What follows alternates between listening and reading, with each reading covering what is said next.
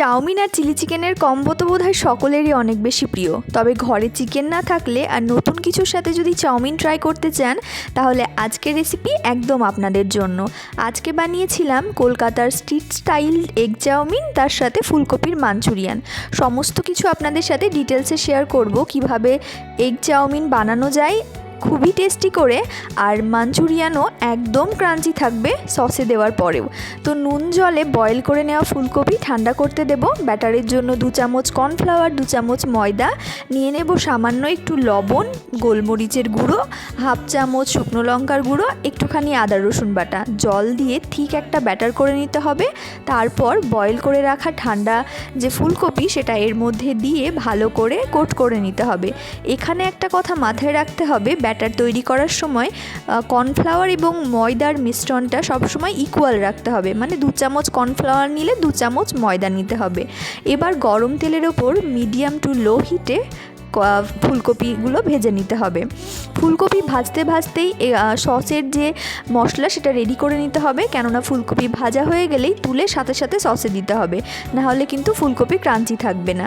Chowmein বানানোর জন্য সাদা তেলের মধ্যে দিয়েছি রসুন আদা কুচি, পেঁয়াজ কুচি আর কাঁচা লঙ্কা কুচি। জাস্ট একটু নাড়াচাড়া করে দিয়ে দেব গাজর, ক্যাপসিকাম এবং বিনস কুচোনো। একটু টস করে নেব, কেননা এখানে সবজি সতে করব, আমরা ফ্রাই করব না। তারপরে লবণ দিয়ে এর মধ্যে দিয়েছি টমেটো কুচি আর বাঁধাকপি কুচি। তারপরে কুচোনো সবজিগুলো কয়েক সেকেন্ড মতো নাড়াচাড়া করে নেব। তারপরে আমি দিয়ে দেবো একটা ডিম। আপনারা যদি ডিমটা না নিতে চান তাহলে স্কিপ করতে পারেন, শুধু সবজি দিয়েই করতে পারেন। ডিম দেওয়ার পরে ডিমটাকে একটুখানি স্ক্রাম্বল করে নেব। তারপরে আগে থাকতে সেদ্ধ করে রাখা চাউমিন, যেটা জল ঝরিয়ে রেখেছিলাম, সেটা এর মধ্যে দিয়ে দেব।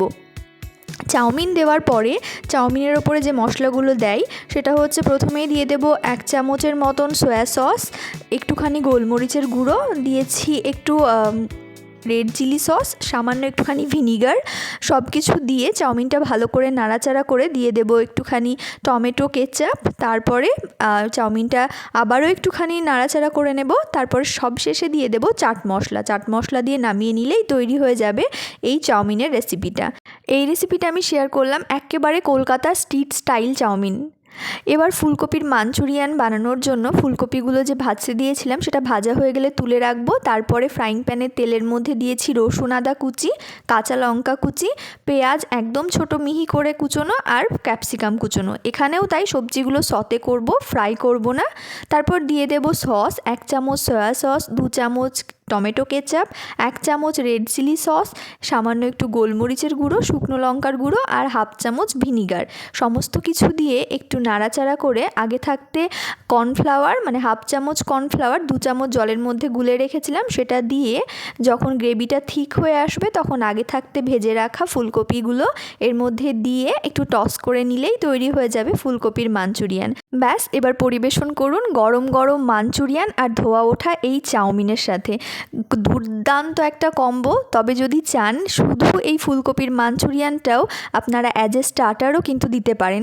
খুবই মজা হয়েছিল খেতে।